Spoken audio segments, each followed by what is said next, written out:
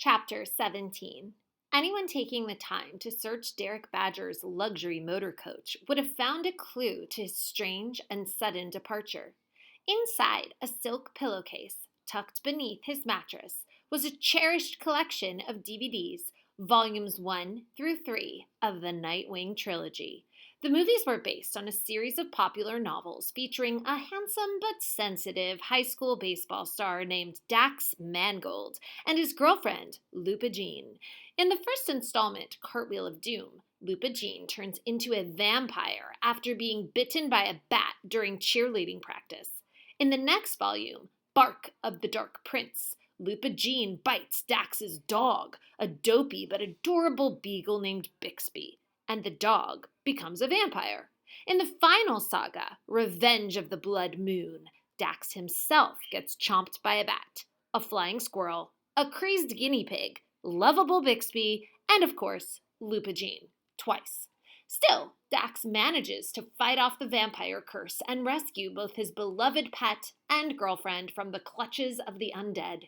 One reviewer, writing on Amazon, trashed the Nightwing trilogy as 3 of the most brainless books ever written in the English language, an insult to every unsuspecting reader who makes the tragic mistake of picking one up.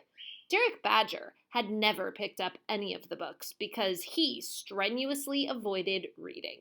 However, he loved movies, especially scary ones. Vampire flicks were his favorites. He couldn't get enough of them, going all the way back to Dracula, featuring the spooky Bela Lugosi. It was an addiction he kept secret, even from Raven Stark. Not that Derek had been thinking about vampires when the Mastiff bat bit him. He'd simply intended to gobble the stunned critter, one of his trademark TV moves. Loyal viewers of Expedition Survival had come to expect at least one such disgusting scene in every episode. Believing the animal to be disabled, Derek had been flabbergasted when it clamped onto his tongue. The pain was so piercing that he forgot about the lights and cameras and how ridiculous he must look on videotape with a flapping varmint attached to his face. Immediately, he grew weak and woozy, slipping into a dream haze. The last thing he remembered was the redneck wrangler, Mickey Cray, bending down and tweaking the feisty bat with a twig. Hours later, when Derek awoke inside his tent, he was drenched with sweat and twitching with fever. His tongue had swollen to the size of a knockwurst sausage, making it impossible for him to speak, or at least be understood. It didn't really matter, for he had nothing he wished to say. A bat's teeth aren't particularly sanitary, and the Mastiff had given Derek an exotic infection that fogged his thinking and set off deep, disturbing fears. All he wanted to do was run and hide. The camp was pitch black and silent when he tottered from the tent. He picked up a flashlight and the expensive high-tech helmet cam, which he sometimes wore to film himself on the show and further mislead TV viewers into thinking he was alone on his expeditions. Weaving through the dense hammock, Derek had no master plan. It was only later, when he was perched high atop a strangler fig tree, that his skittering thoughts returned to the creature that had chomped him. Could it have been a vampire bat? Could he himself be morphing into one of the sinister night-roaming fiends? He thinks he's turning into a vampire. He had not been so ill. Had he not been so ill, Derek would have scoffed at such an absurd idea. But once the notion took hold, his fever-racked imagination was unstoppable. He decided to do what Dax Mangold did when he was attacked by a bat, and all those other critters, in the final Nightwing episode. Feeling the evil blood chill his veins, Dax Mangold fled deep into the woods to battle the terrible forces of the spirit underworld and to save his own soul. The director and crew of Expedition Survival were worried that Derek Badger had been stricken with rabies, but Derek himself was worried about something even worse. He spent the remainder of the night clinging to the branches, wondering if by morning he'd be hanging upside down by his feet, sporting bat wings and fuzzy crinkled ears. Shortly after dawn, he heard an airboat arrive at the campsite. Soon, Raven and some of the crew started shouting his name and launched a noisy search. When they passed beneath the old fig tree, none of them glanced up in the high boughs where Derek was hiding.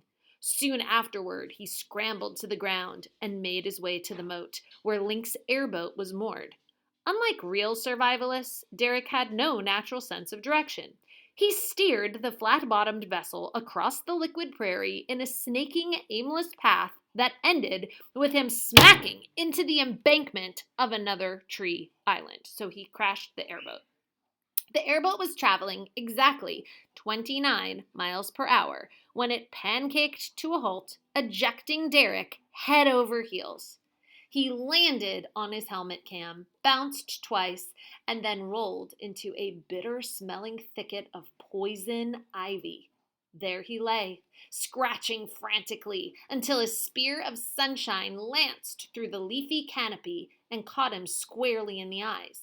Derek recalled with alarm that daylight caused vampires to either melt or catch fire, possibly both. In a panic, he crawled back to the mirrored boat and scrunched beneath its broad bow, where he cowered like an overgrown mole, shielding his face with freshly dented helmet cam. So he thinks that the sunlight is going to melt him because he thinks he might be a vampire, so now he's hiding in the boat. He braced against the dreaded first symptoms of vampirehood by reciting a chant of resistance that Dax Mangold kept repeating in revenge of the blood moon. Icalaro, Icalaro, gumbo mucho, Icalaro. The English translation was not known to Derek, but the word Icalaro made him think of eclairs, his favorite dessert. Chocolate eclairs filled with French vanilla custard. Soon Derek's stomach began snarling with hunger, a beast more bold and ferocious than any mere vampire.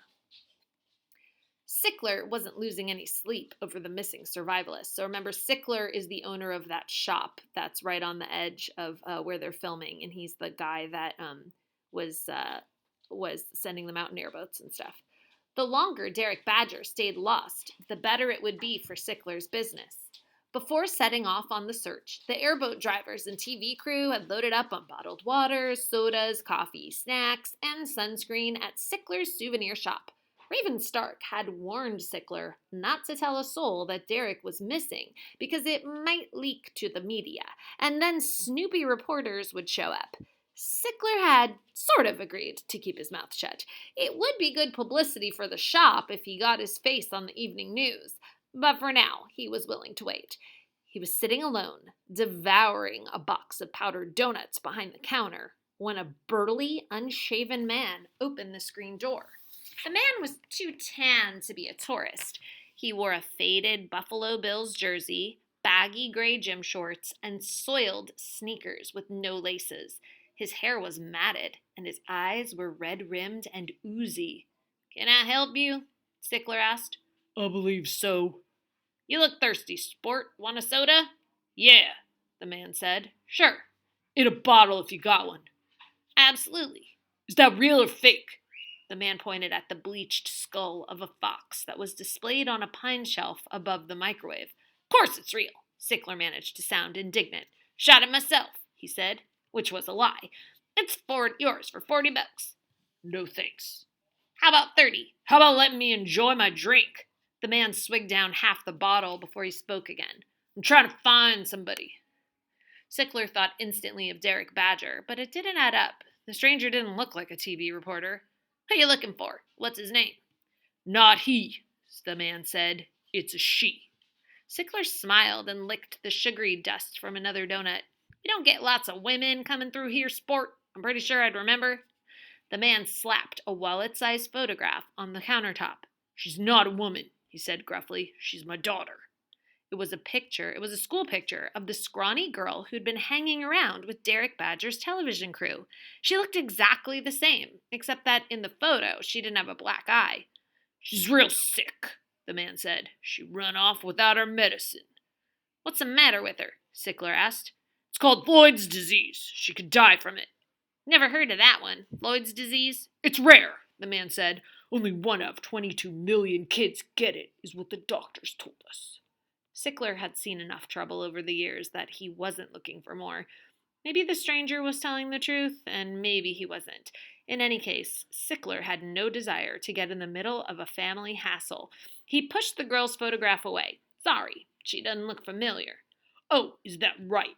The man lunged across the counter and hissed. She called me from here, Slim. Sickler shoved him back. He was larger than the stranger. At nearly 300 pounds, he was larger than almost everybody, but he was hopelessly out of shape. That's why he kept a claw hammer behind the counter. He took it out and said, "Settle down, sport." The man raised his hands apologetically. Sorry, buddy. I just gotta find her, that's all. Before she goes into a coma or something. You can put that hammer away. I won't make no trouble. Sickler didn't put it away. He said, "We get lots of tourists come in off the highway to borrow the phone when their cell batteries go dead. I don't pay attention to what they look like or their kids." She's not a tourist. The shop owner didn't like that the man had grabbed him, or the meanness in the man's eyes. And that Slim wisecrack was out of line, too. "I told you, the girl don't look familiar. Now I got work to do, so be on your way." Hold on. "But first, pay for the drink." Sickler tapped the claw hammer on the countertop. $4 even. The stranger thumbed out the cash from a grimy wad. Her name's Tuna. "Tina?" No, Tuna. "Like the fish?" She said on the phone she was in Aruba, the man said, making lists of moths and butterflies. She told me not to worry. She hitched a ride on a sailboat with some circus folks. "Aruba?" Sickler laughed. "That's quite a story." Thing is, I got caller ID on my cell. That's how I know for a fact she was here. Oh, great, Sickler thought. The name of this place came up on my phone when she called, the man went on. I looked up your address on the internet. Here I am. Sickler wasn't ever going to admit that he knew the girl, or that he'd charged her $2 to use his office phone. "What time she call you?" "An hour ago," the stranger said. He checked his watch. "Make it 1 hour and 11 minutes. "Whatever," Sickler shrugged. "I wasn't here. I was over in Naples. But I'll ask the lady who watches the shop for me. See if she calls seeing the girl. That's the best I can do." "I'll leave her picture with you," the man said.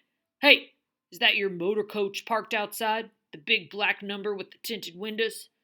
"Sure is," Sickler lied again. "Sweet. How much that bad boy set you back?" "You don't want to know." "I got a Winnebago cheaped in that's seen better days. Lucky I don't have to drive it far." Sickler said, "Hey, tell me something." "Sure." "Why would this girl—" "My daughter," the stranger interjected. "Why would she call to say she's in Aruba if she ain't? Why the heck would she lie about something like that to her own daddy?" The man finished his drink with a burp and headed for the door. "Long story," he said. "I bet it is," thought Sickler.